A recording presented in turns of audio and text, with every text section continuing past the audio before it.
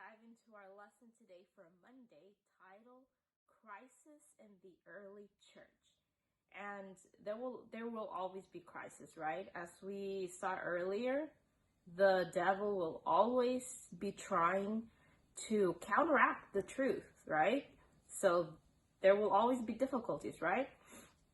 Now, first question, why need we not be surprised at the persecution faced by the early church? 1 Peter chapter 4 verses 12 and 13 say, "Beloved, think it not strange concerning the fiery trial which is to try you, as though some strange thing happened unto you. But rejoice, inasmuch as ye are partakers of Christ's suffering, that when his glory shall be revealed, ye may be glad also with exceeding joy." Now, you think of it, right? How will I be able to face that, I don't know, maybe, sure, we're going to have trials, difficulties. Maybe some of us even die.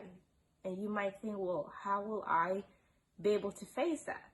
And as I was thinking about this, right, love to God, will prompt that. Will prompt that honor to die for him. And you say, well, how? Well, the answer is love, right? Take, for example, you and your spouse, right? Your husband, your kids. I don't have any children right now, but if I have kids one day, I have my husband.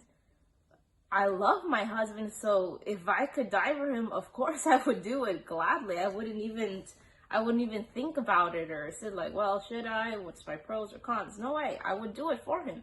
And the same is with God, right? We will count it an honor to die for him, to suffer to him, for him, if we love him. If we don't, well, of course, we're not going to do it, right? The note here says, "Our great exemplar, who was in the brightness of his Father's glory, was despised and rejected of men. Reproach and falsehood followed him. His chosen disciples were living examples of the life and spirit of their master. They were honored with stripes and imprisonment, and it was finally their portion to seal their ministry with their blood." Next question. How did the church respond to Peter's imprisonment?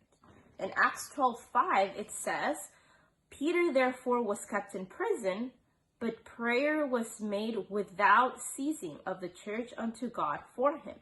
So here, the church, they reached a point, and we're going to read later on in the note where it says they reached a point that they felt that the only way out was through God, right? The only way out, right? And it says here, "The death of James caused great grief and consternation among the believers. When Peter also was imprisoned, the entire church engaged in fasting and prayer, while, upon various pretexts, the execution of Peter was being delayed until after the Passover. The members of the church had time for deep searching of heart and earnest prayer. They prayed without ceasing for Peter, for they felt," and here's where I mentioned, "for they felt that he could not be spared from the cause. They realized that they had reached a place where without the special help from God, the church of Christ would be destroyed. The day of Peter's execution was at last appointed, but still the prayers of the believers ascended to heaven, and while all their energies and sympathies were called out in fervent appeals for help, angels of God were watching over the imprisoned apostle." And now, question C. How tight was the security of Peter's bondage? And I'm smiling because I love this story. Acts 12, verse 6. It says, "And when Herod would have brought him forth, the same night Peter was sleeping between two soldiers, bound with two chains, and the keepers before the door kept the prison." So here's Peter sleeping in the middle of two soldiers with double the chains, okay? So, note, remembering the former escape of the apostle from prison, Herod on this occasion had taken double precautions.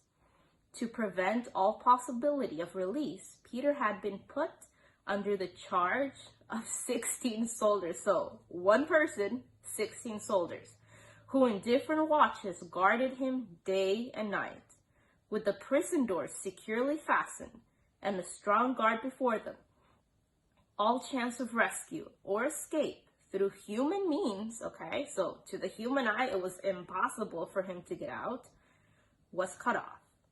Now I'll just stop there. Like, I get excited with the story, but come back tomorrow and we're gonna see what happened next. Bye.